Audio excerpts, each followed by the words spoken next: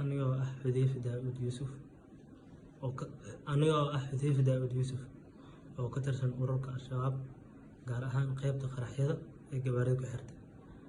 Maanta waa taariikhda 23 bisha 11aad sanada 2019.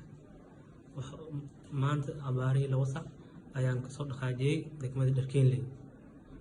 Markaa kasoo dhaqaajiyey waxaa watay bambada gaari loo xiray. Waa soo baxay waxaa imaaday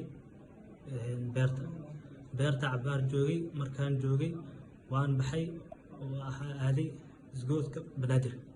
intaas dhan waa la hagaayay.